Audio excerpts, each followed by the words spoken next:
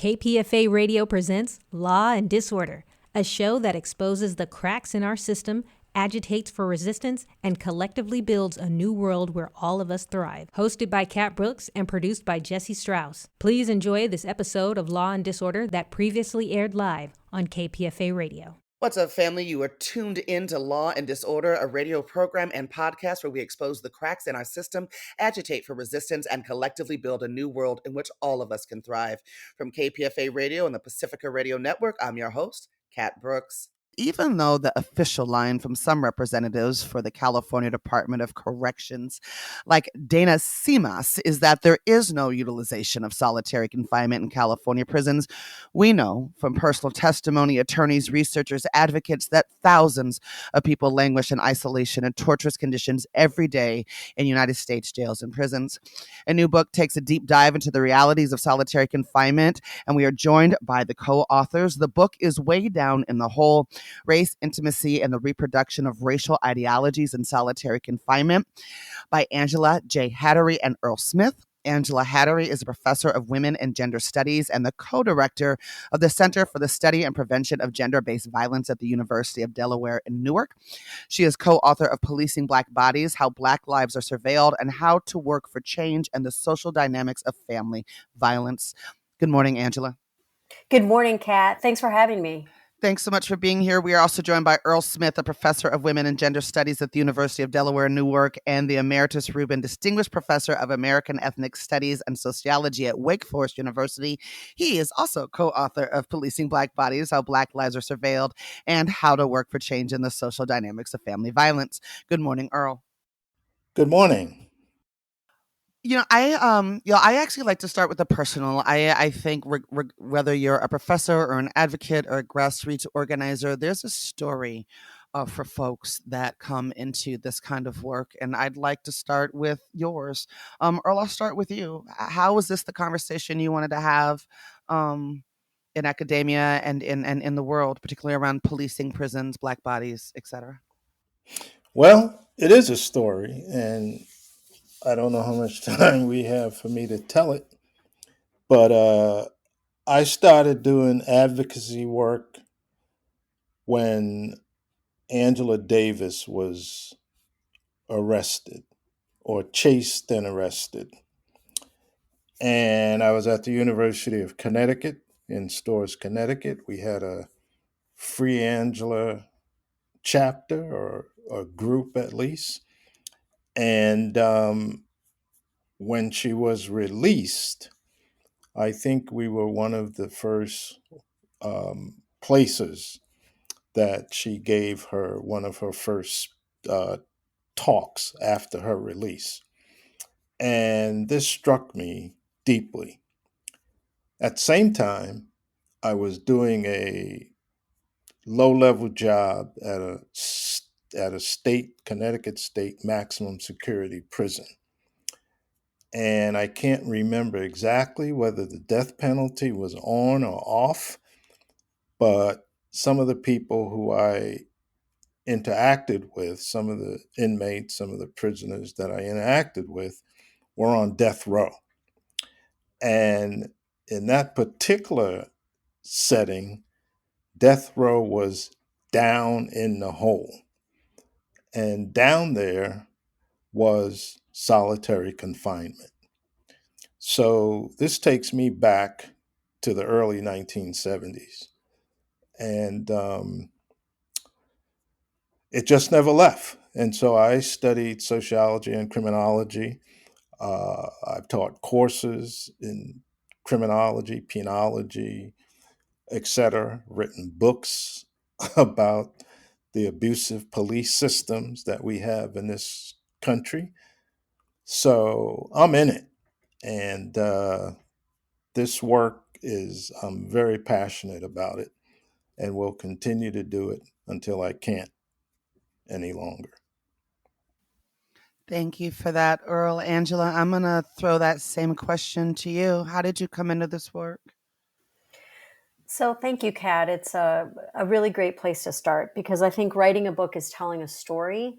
And for me, all of the research that I've done in advocacy and policy work is always about a story. And it's about a story that gets into my skin, gets inside me, that I can't shake. And that's a good thing. It's a bad thing, but it's also a good thing, because the inability to shake it, the, waking up thinking about it, the being disturbed by it, is what motivates me to get up and do this really hard work every day, and deal with all these things that are not uplifting.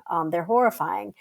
And though there's a number of stories that have stuck with me over a long period of time with regard to this work, the story is about a man who was wrongfully convicted and served almost 20 years in prison for a crime he didn't commit.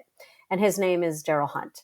And Daryl Hunt was in prison and exonerated in a community where I was living at the time, Winston-Salem, North Carolina. And I had never really thought much about wrongful conviction or exonerations or the conditions around those.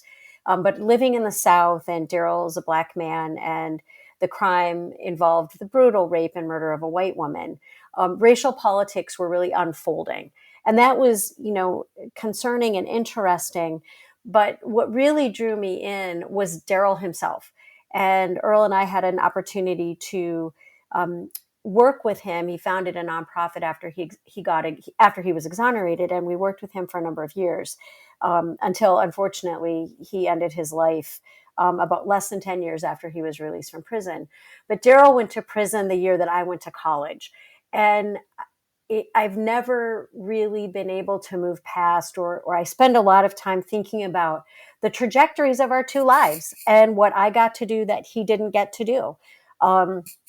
Go to school, start a job, buy a house, start a family, all of those kinds of things. And I think a lot about the ways that our lives took such different trajectories because of things that were structural and completely out of our, we had no control over those things, really. And so that was that's really my first story that I can't shake. And so when we had the opportunity to conduct research in solitary confinement units, of course, as horrifying and scared as I was to do that, I said, yes, absolutely. Because I know that my friend Daryl spent hundreds of days in solitary confinement, and that largely impacted the struggles that he had re-entering. And so I needed to learn more. I needed to learn more for my friend Daryl, and for the, tens of thousands of people who are locked in solitary confinement every day in this country. Thank you both for that, and that's actually a piece of the story, Angela, is y'all's experience. I mean, the book starts right with talking about everything from the time of the morning you get up to make the long treks, to the types of food you pack, to ultimately the types of food you will eat inside of these rural towns, and we'll get into that in a minute. One of the things that I was struck by, however, I started this interview by saying here in California, we've got correctional facility staff that state publicly, right? There is no solitary confinement. They're just making that up. That it absolutely doesn't exist. And certainly getting access, right, to those facilities has been something almost impossible. Can you talk about, I guess it's a multi-part question, and we'll start with you, Angela, and then throw it back to you, Earl, the actual experience of going in the facilities, but like, how did you get that access? And is it similar in other places in the country where folks sort of pretend that this isn't really happening, this torture of human beings?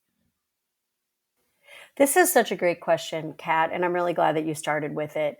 I think one of the sort of dirtiest tricks that's going on with relation to solitary confinement is all these, DOs, departments of correction, states, federal government, denying that there's solitary confinement when all they've done is rename it. So, I'm sure you've heard other people talk about it. Where we did our research, there's no solitary confinement. It's called a restricted housing unit, or RHU. There are, terms like diversionary treatment units, behavioral management units, segregation housing units, or the SHU. All of it is solitary confinement. It is solitary confinement, whatever you call it. It is true that in some cases, and we certainly observed this in the state where we were doing our research, Some people incarcerated in solitary confinement do have cellmates. So it's, there are cases where people are not literally locked in a cell by themselves for 23 hours a day, but they're locked in a cell for 23 hours a day. They're shackled and strip searched and escorted, to the shower and to the yard. And really the conditions are no different than if they were locked alone, other than there's one other person in the cell. So I'm so glad you started with that, because it's absolutely absurd that people are acting like it's no longer true. And I can pass it back through you to Earl to talk about how we got access, if that makes sense. Yeah, I was actually just going to suggest that. That's perfect. Thank you. This is a very good question, and you're right, Kat, that whatever you call it, and you can call it all those different things that Professor Hattery mentioned, but it's isolation. And I would argue that you're almost worse off having a cellie because of the dimensions of that particular space. That said, um, you've heard the phrase something like you're going out into the world of work, and it may not be your credentials that land you the position, but it might be the fact that you know somebody, you got some capital, and that somebody helps you land a position. That's sort of how we ended up going into solitary. We met a professor at the university where we were working at the time who invited us to her class to give a talk, and realized that she was using a book that we had written on reentry. The whole business of what happens to you, or how you prepare or not prepare for reentering society. And supposedly you're better off having done this time. So we got to know her because we didn't know her previously. We became colleagues. And lo and behold, one day, because we knew her, she told us about a project where she had received some seed money to do this study in solitary using undergraduate students as research assistants. And she was asking us to join this team, I think primarily because of our expertise in the area of gender and race. And that's how we got in access. But what we also learned is one of the reasons why she got access to set this up was either the commissioner or the sub-commissioner is somebody that she knew, possibly in graduate school. So the adage about it's not what you know, but who you know, in this instance, is true. Angela, I'd like to talk a little bit about the history of solitary confinement. Where did we see it emerge in the United States? And then, Earl, I'm going to shoot it to you to talk about its rise in utilization, how it became such a prevalent plank of the U.S. penal system. Angela? So the history of solitary confinement in the United States really dates back, pretty much to the beginning of the United States. Um, and there were really two schools of solitary confinement sort of philosophy, the New York philosophy and the Pennsylvania philosophy. And I think it should come as no surprise to your listeners and to people who pay attention to mass incarceration and prisons and solitary confinement, that the two states where solitary confinement is sort of born are two states that have two of the biggest prison systems. I mean, outside of California and Texas and perhaps Florida, New York and Pennsylvania have incarcerated an enormous number of people. So they're huge prison systems. And there were two kind of competing philosophies. One was a philosophy of punishment, and the other was a philosophy of kind of retreat, or a sort of monastic kind of like separate people from, the everyday world, give them some time to reflect and think about, what they're doing and how they're behaving and what they want to, accomplish in their lives. Which it feels very romanticized and nostalgic. And maybe, in the early 1800s it was. I kind of doubt that. But the history, those two histories begin solitary confinement. But I think you'd be hard pressed to find anyone who would tell you anymore that it's anything other than just flat out punishment, that there's no longer really any redemptive quality to it, if that ever made sense at all.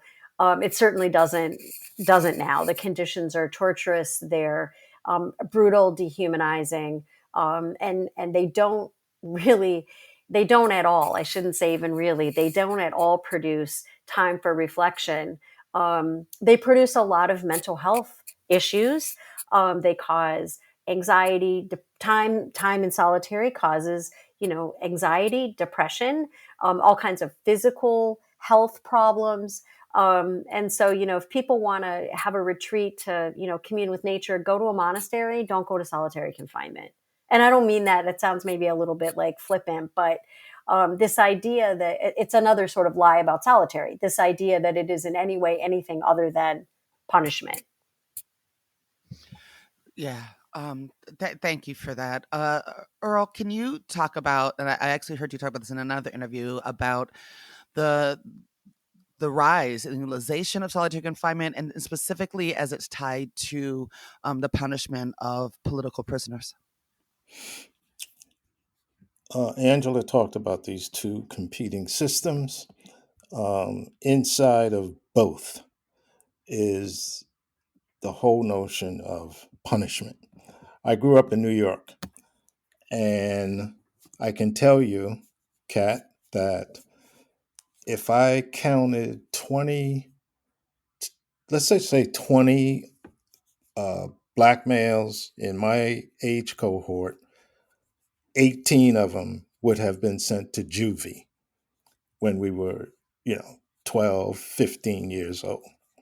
So listening to these characters who came home, the first time you met them, they would be talking in what I would just call cadence.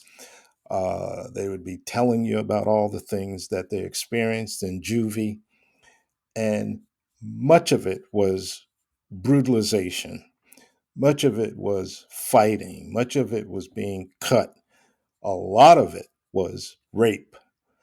And I'm thinking, wow, I always thought, foolishly, that going to juvie was supposed to help straighten you out, set you on the right path, so that when you got out, you would be better behaved. You would know how to behave and get along.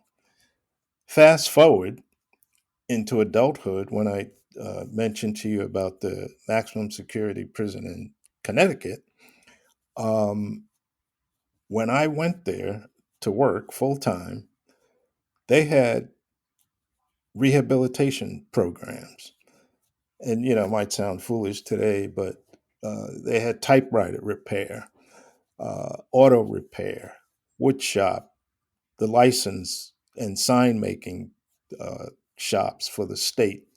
And they were supposed to be doing rehabilitation, when in fact now you would know that those same kinds of outfits, those same kinds of units come under the jurisdiction of prison industry, where you work for 8, 12, 25 cents an hour. Um, Solitary moves in the same line as warehousing of men and women in our society post 1970. Um, the catchword today is mass incarceration, and we should add to that mass dehumanization. Treat people with no dignity, make them eat where they defecate, make them sleep in the same places, put chains around their waist, around their feet, around their arms, beat the crap out of them. Uh, we did 2 stints of interviews in women's prisons, and some of the same type of brutality that we saw in the men's prisons took place in the women's prison.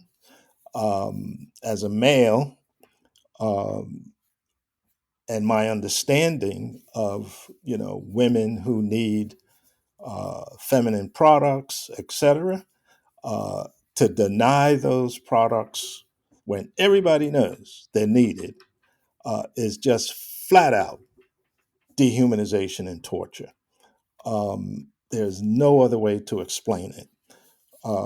To see women who are pregnant, we know what's going to happen. They're going to have a baby. The baby's going to be born 8, 9 months. And then to shackle those women and take them into delivery rooms to have those children when any woman knows that she ain't going nowhere when she's about to have a baby. That's for sure. So these kinds of policies and practices are embedded within all these solitary units, regardless of what we call them. And it makes you wonder.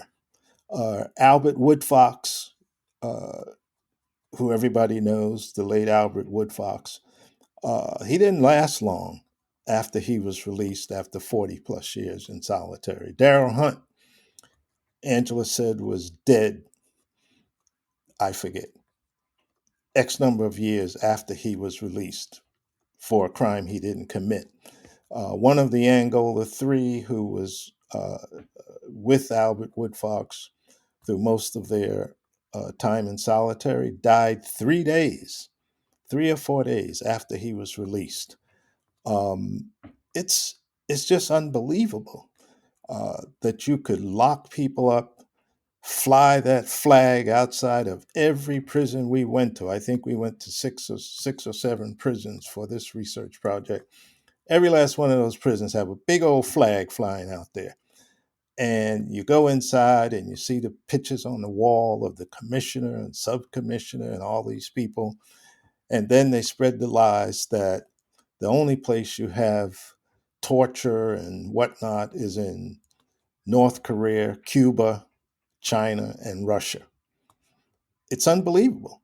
And it's the same big lie attached to the lie that we don't have solitary confinement. In your state of California, which is always in the backdrop of every conversation of solitary confinement, Pelican Bay, all these places, they bring Oprah in and they, shoot documentaries and they repaint the cells and tell you that, oh my gosh, we've just ended this. Even Barack Obama, um, great man, great president, he couldn't deal with it. And, you know, you just have to, I think, understand it's embedded within the fabric of this society. Thanks for listening this far. We have to take a quick break to do business, but we'll be back in just a minute with the rest of my conversation. KPFA Radio is a community-powered, listener-supported radio station based in Berkeley, California. We are able to bring you this content through donations and support from our listeners. Please consider supporting KPFA through a donation by visiting www.kpfa.org/donate. And now let's get back to the program. And we're back to my interview. You're listening to Law and Disorder, a KPFA radio production, and I'm your host, Kat Brooks. Angela Hattery, how embedded, when we're talking about the numbers of individuals to the best that we can guess, because we know that prisons, police, jails, etc., are not the best data keepers. How many folks are we talking about every day languishing inside of solitary confinement in this country? And how does that compare to other places in the world, international utilization of solitary confinement? Kat, it's a great question, and part of the reason that it's hard to measure how many people are in solitary confinement is because if you don't call it solitary confinement, then you can't measure it, right?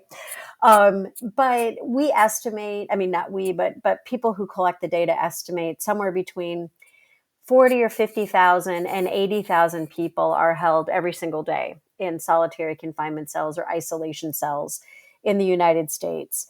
I think what's perhaps more concerning, although that's concerning because that's a big number, is that of the 2 million people or so who are incarcerated on any given day, 20 to 25% of those people will spend some time in solitary confinement, which makes that number feel a lot bigger because it means that, now you're talking about across a year, you may have 500,000 people who've spent some time, maybe one day, but 500,000 people who've spent some time in solitary confinement.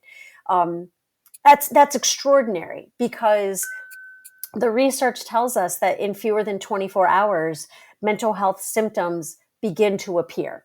So you don't necessarily have to be in solitary confinement for a long time to have traumatic experiences and long-term impacts from solitary confinement.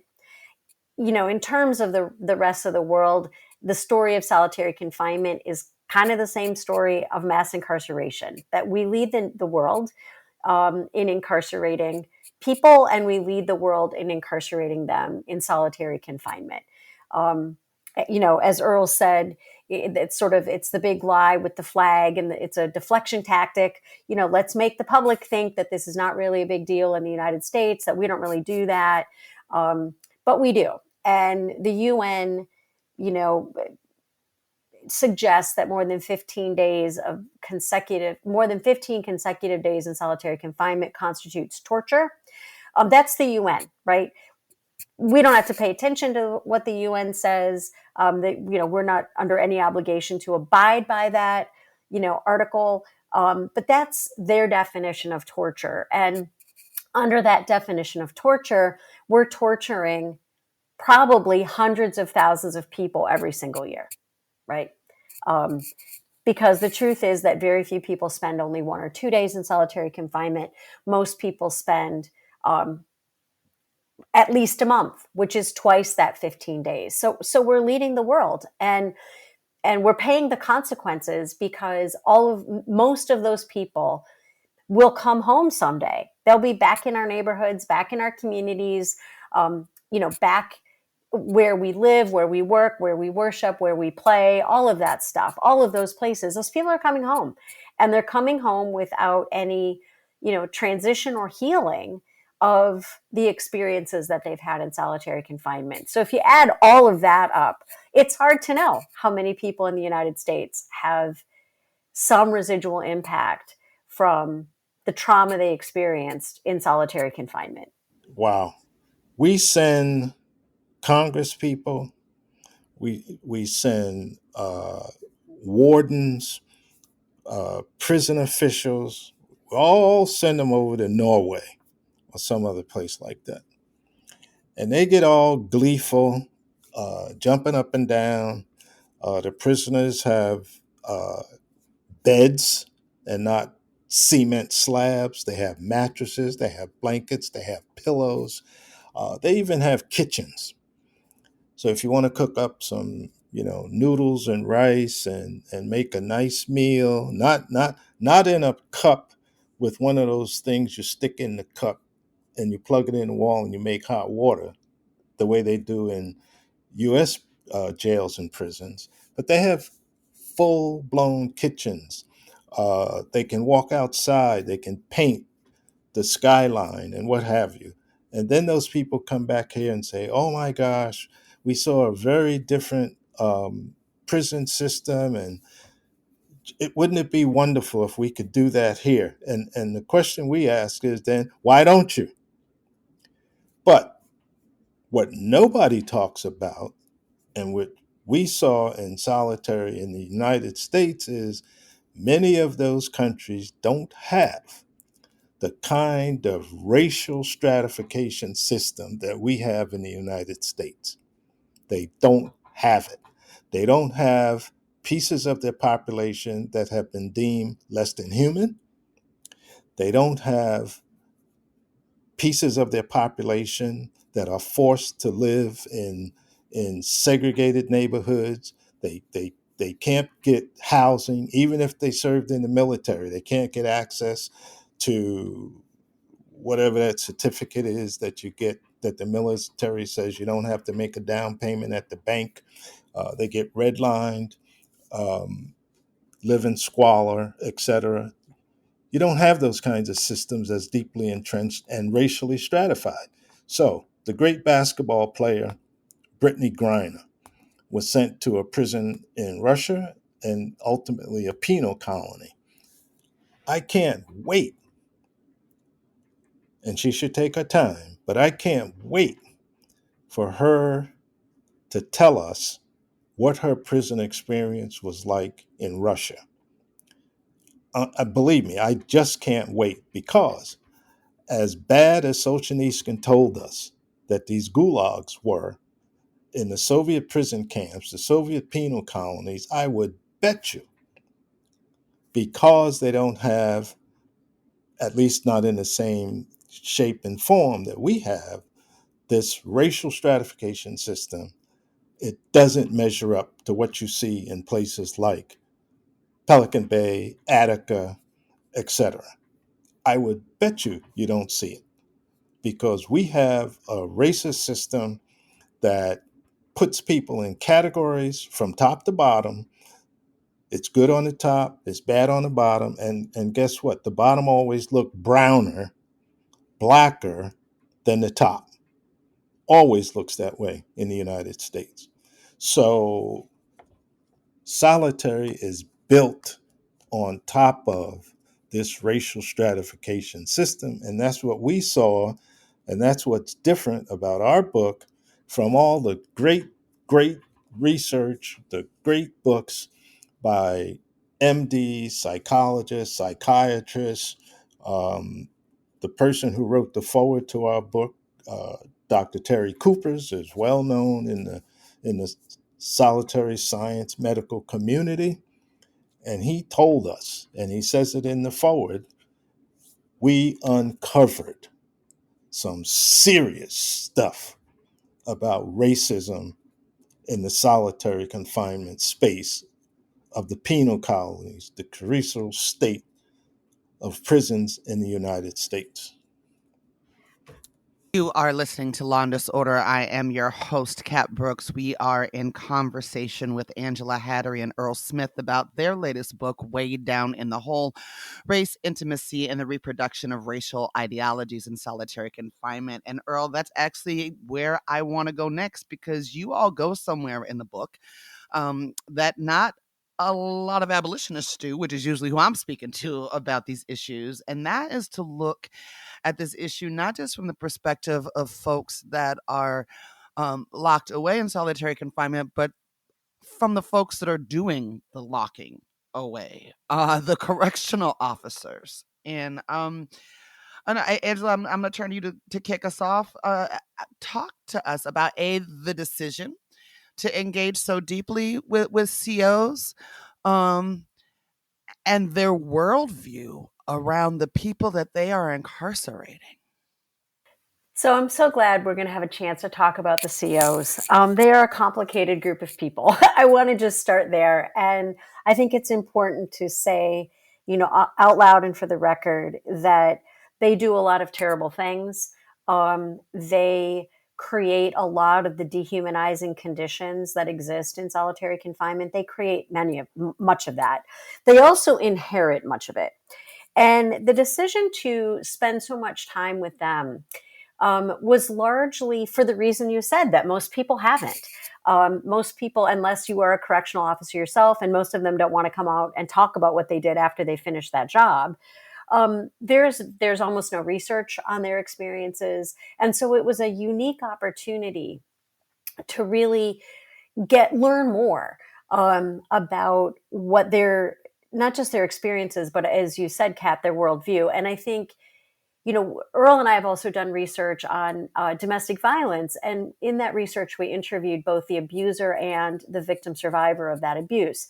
And much like our experience in solitary confinement, if we hadn't focused so much energy and attention on the staff and dug so deeply, we'd have really missed an important part of the picture. And especially to Earl's point, I think we would have seen race, and we would have seen racism. But I don't think without talking to the COs, who are almost all white, we interviewed one Black sergeant and one Black mental health provider. I don't think we would have understood the depth of the white racial resentment that they've developed and the role that working in a prison plays in all of that.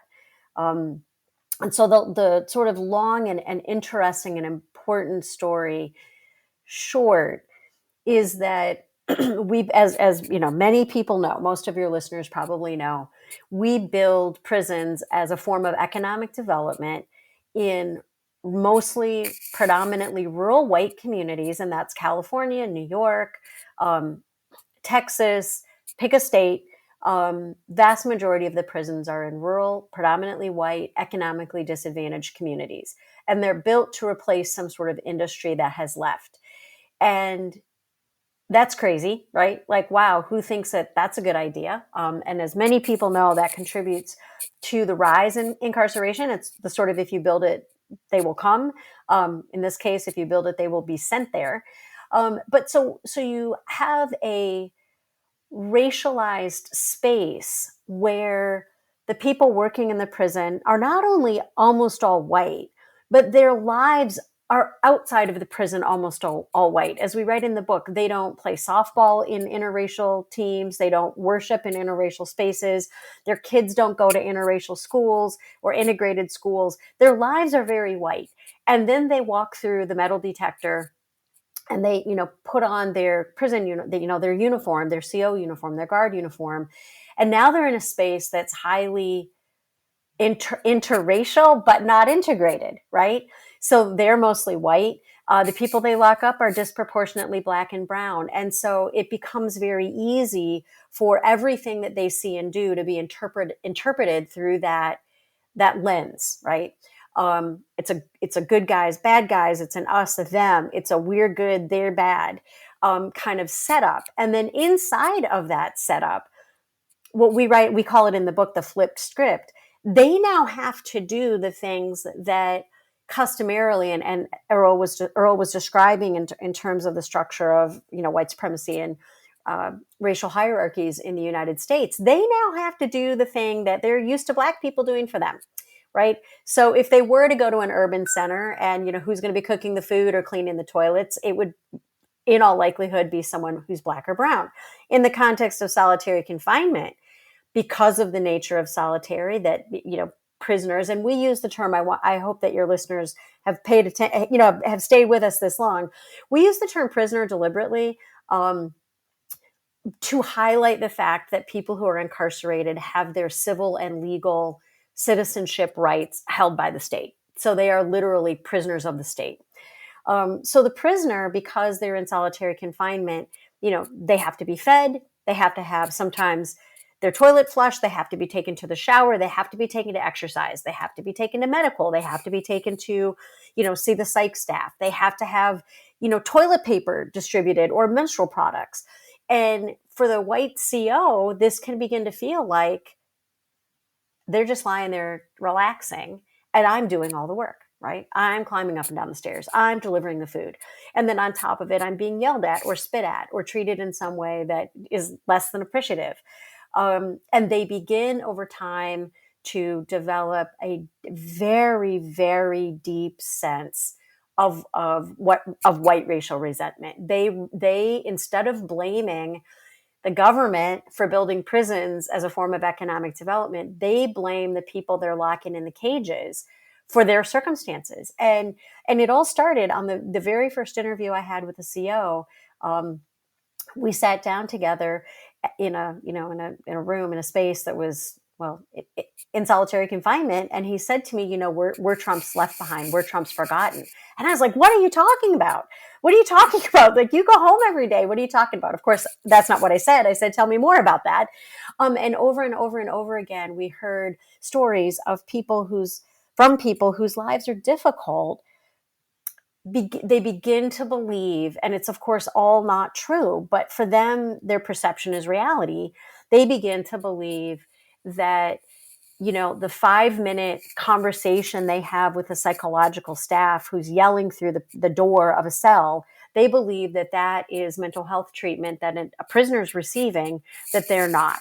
And it's a really important story because it underscores the fact that, as Earl was alluding to, we argue in the book that solitary confinement would not have likely become such a deep and widespread part of the American experience, the experience of people living in the United States, were it not for those decisions, that the founders made, built on white supremacy, that certain bodies were less than fully human. And once some bodies are defined as less than fully human, you can do anything you want to them. And once you do it to them, you can do it to other people too, right? That slippery slope. And so understanding the role that white supremacy plays I think the experiences of solitary confinement really distill that in a way that, even though we'd been studying and writing about mass incarceration for almost a decade by the time we went into solitary, it gets really distilled and very, very clear in solitary confinement. And so I think, the story of the COs is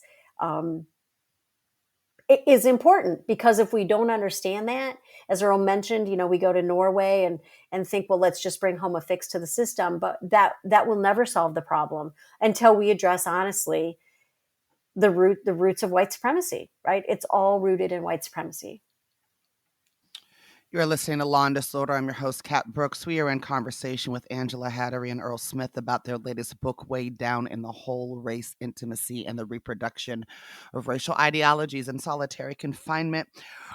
Earl, we're having conversation. I mean, you started this interview talking about how long you have been in this work, right? So you're super clear that we're having conversations about abolition, reimagining public safety, redefining public safety in ways and in places that, I mean, just unheard of and unimaginable just a few years ago, right? Talk about the role of this conversation specifically about solitary confinement inside of that dialogue. How does centering this conversation, uplifting this conversation, push that conversation further down the road? Well,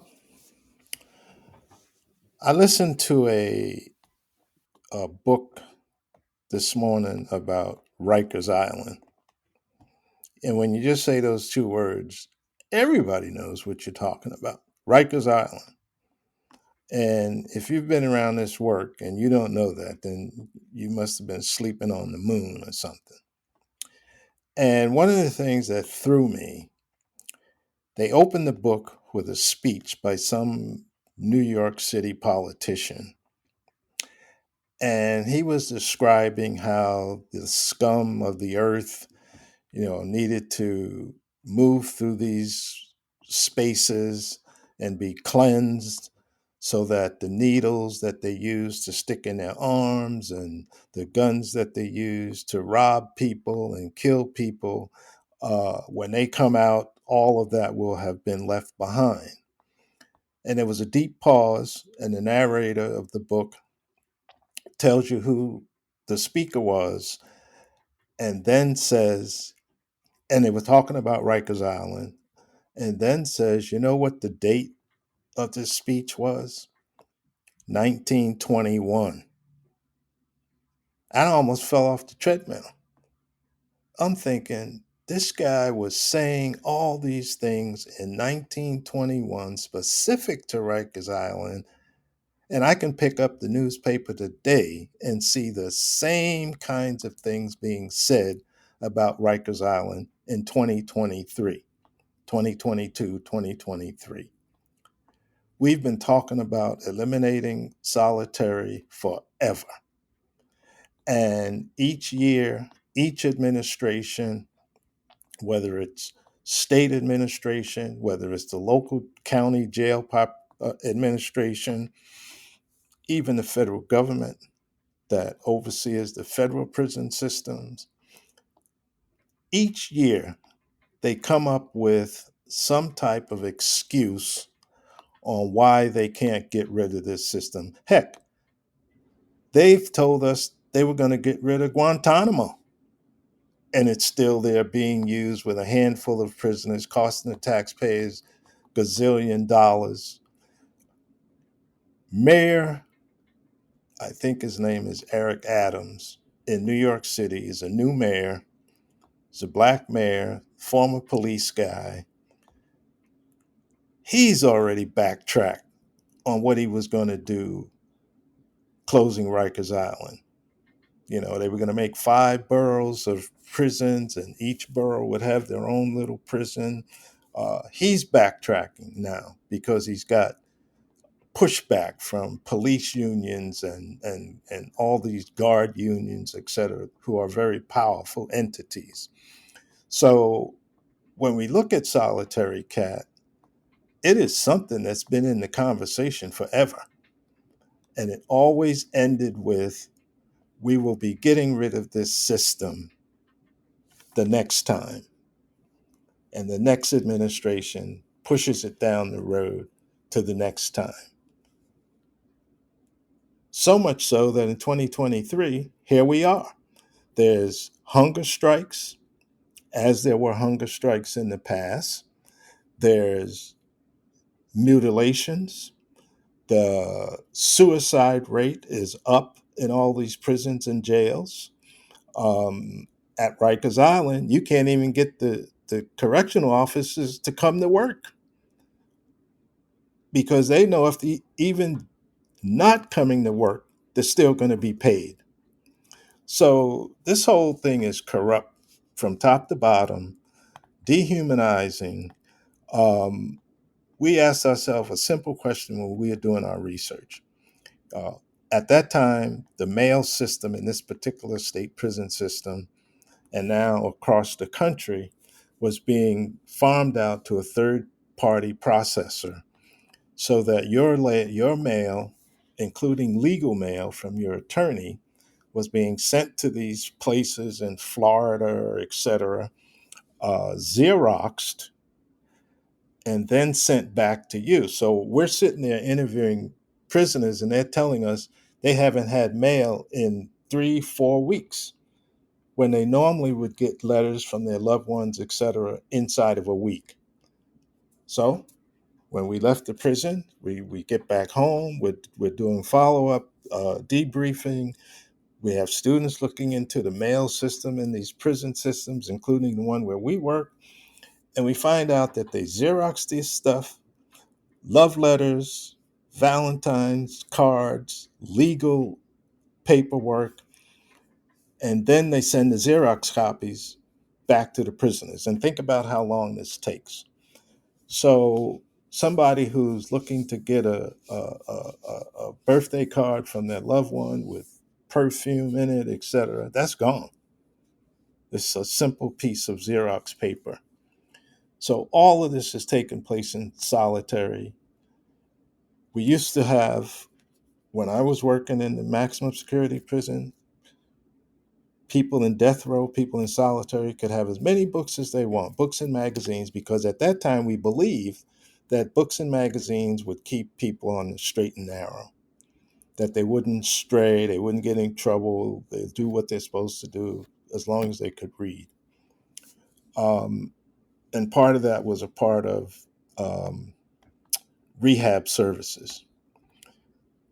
One of your state senators, who is still a senator, but not doing well health-wise, Dianne Feinstein, was a leader on killing off rehabilitation services, including taking weights and exercise equipment out of the yard. Now, if that's not punishment, I don't know what punishment is. because the prisoners, as she said, are getting too strong and can overpower the guards. So these are long-standing conversations, long-standing proposals. They recycle. It's cyclical. They recycle with each administration. And at the end of the day, as the abolitionists tell us, nothing has happened. And therefore, the only thing that can correct this mess is to get rid of it. Get rid of it. Abolish it. Done with And it. exactly. And that is the perfect note for this show to end on. There is so much more that you all explore in this book.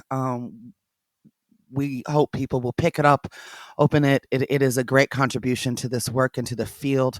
I want to thank you both for joining us this morning. Y'all are listening to Law and Disorder. I'm your host, Kat Brooks. We have been in conversation with Angela Hattery and Earl Smith about their book, Way Down in the Hole: Race, Intimacy, and the Reproduction of Racial Ideologies in Solitary Confinement. Angela Hattery is a professor of women and gender studies and the co-director of the Center for the Study and Prevention of Gender-Based Violence at the University of Delaware in Newark. She is also co-author of Policing Black Bodies: How Black Lives Are Surveilled and How to Work for Change in the Social Dynamics of Family Violence. Earl Smith is a professor of women and gender studies at the University of Delaware in Newark and the Emeritus Rubin Distinguished Professor of American Ethnic Studies and Sociology at Wake Forest University. He is co-author of Policing Black Bodies: How Black Lives Are Surveilled and How to Work for Change in the Social Dynamics of Family Violence. Y'all make a great team. Thanks so much for joining us today. Thank you. Thank you for having us. That's it for this podcast show, family. I'm your host, Kat Brooks, and our producer is Jesse Strauss. Law and Disorder airs weekdays at 8 a.m. on KPFA Radio, and we have our own podcast, which you can find wherever you stream by searching for Law and Disorder with Kat Brooks. Follow us and interact on the socials at Law and Dis, that's D-I-S, on Instagram and Twitter, or send us an email to lawanddisorder@kpfa.org. Take care of yourself and take care of each other. We are all we got, fam. Who keeps us safe? We keep us safe. I hope you enjoyed this podcast. If you want to find more KPFA radio content, log on to www.kpfa.org. Also follow us on social media by visiting Facebook at KPFA 94.1 and Instagram, Twitter, and TikTok at KPFA Radio. Plus, check out our KPFA TV video content on YouTube and twitch.tv at KPFA Radio. Subscribe to this podcast and stay updated to when we release episodes of shows representing the best of KPFA Radio.